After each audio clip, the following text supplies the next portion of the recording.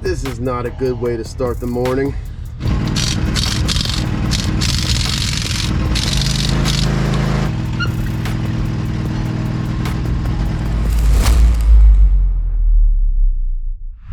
Hey everyone, it's Jack from Atlantis Water Gardens. Today we are on the road.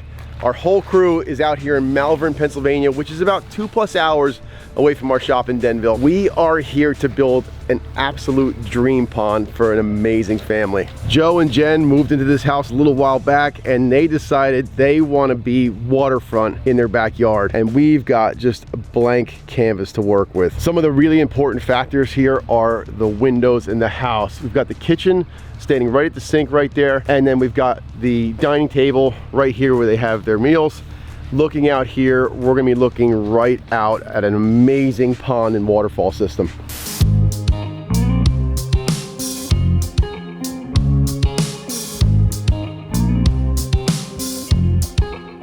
These guys absolutely love rocks. Actually, Joe and Jen went and picked out this whole pile of boulders by themselves at the stone yard, and it is really nice stuff.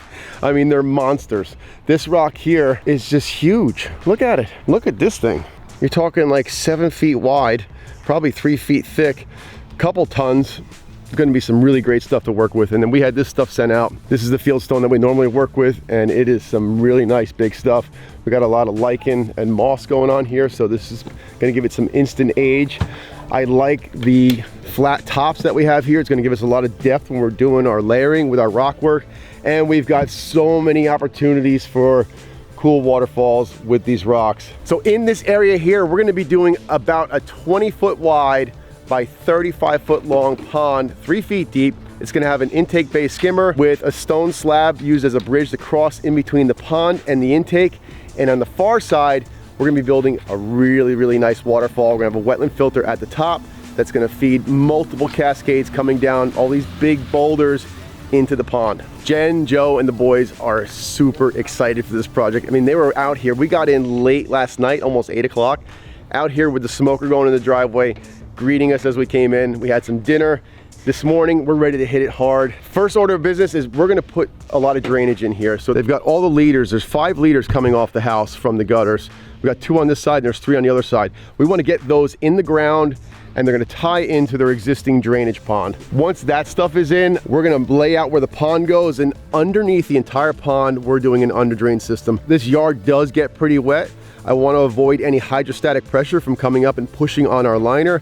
So we're going to do a whole under drain system beneath our pond, and that as well is going to tie into their detention pond. Let's fire up some excavators and get this job going.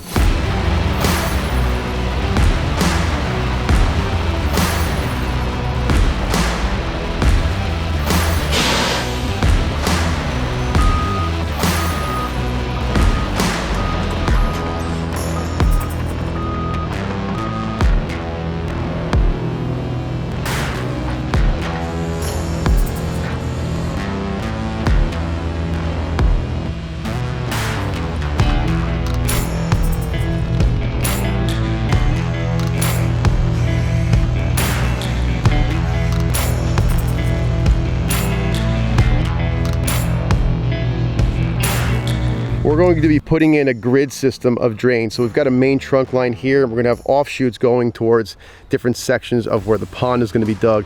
We're gonna put this in first so it's below everything. This will have a perforator pipe which has holes in it, along with gravel and fabric on the outside. This way, any water that gets below the pond, in between the liner and the dirt, makes its way into this area where the pipe is, and it gets carried out. We'll be pitching it towards where the existing drainage system is, which feeds into that detention pond.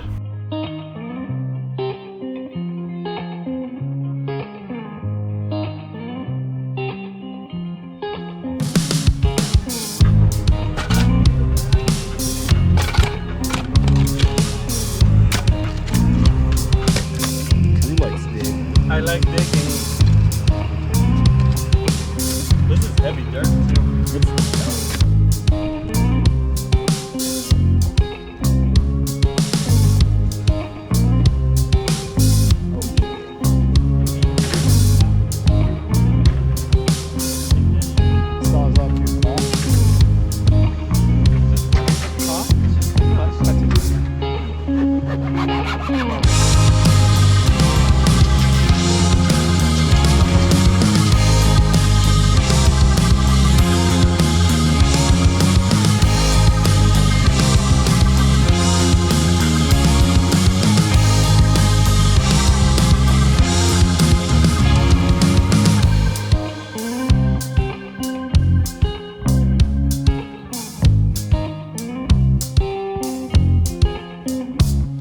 So Drew and I are putting together all of our aqua blocks. These are gonna go in our intake and wetland.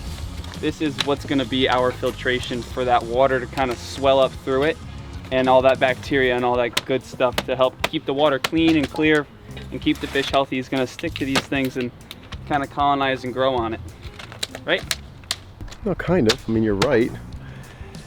It's surface area for beneficial bacteria. That's what I mean. So that's what's colonizing on it. That you were right there. Like you were. I was like halfway there. You were so close. Like, the explanation was almost there.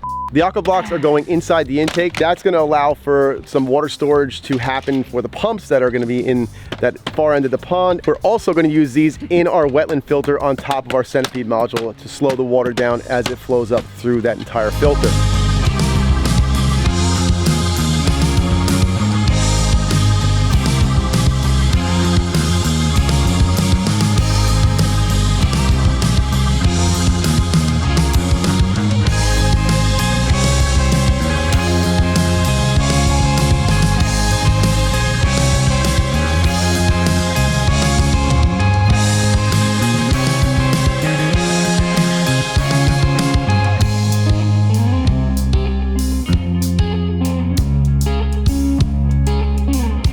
Our under drain is completely in the pond. This is where you saw that pipe going in, wrapped in fabric. There's gravel in there. So essentially what happens is any water that gets beneath our fabric and liner is going to hit these spots, go down into our drain, and it's going to travel out to where the existing drainage is, completely evacuating any water from underneath the pond.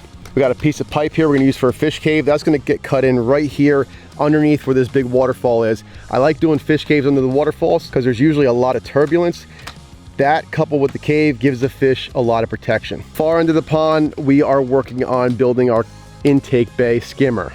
Hey, this is our intake bay. It's a lot of ponds we do a traditional skimmer. This is not gonna have a traditional skimming box. So when the water comes across our weir here, it'll be about 8 inches deep, and we'll come into this area. This will be our aqua blocks.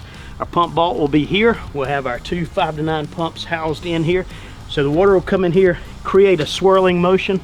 We'll have stones here to speed it up coming through and create that vacuum effect for the trash to come in here. This will be a great place for the homeowners to be able to take a net, just take the trash right out. It'll just stay on the top. So it won't be a traditional skimming basket, just be a skim cove area. And then water will go into the pumping area, right up to the wetland. Good morning, it's day 2. The liner is in our excavation. We got that in late last night.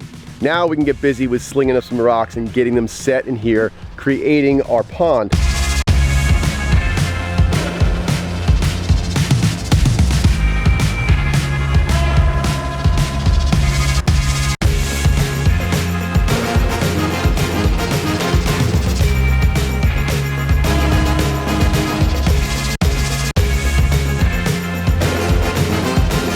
All right, it's seam time, guys. So what we need to do here, we need to attach an extra piece of liner that's gonna go into our intake bay to the pond liner. So a couple of things you have to plan for and prep for this attachment is making sure you have a nice, smooth, hard surface, because we need to make sure that the seam tape joins the 2 pieces nice and smooth with no ripples, no bubbles, no rocks, no dirt. So we've got 2 pieces of wood underneath. We're gonna first apply a layer of double-sided seam tape and then flap our new piece of liner over it and then seam that and press it down to that tape and then use a piece of cover tape to cover that seam so it's completely watertight.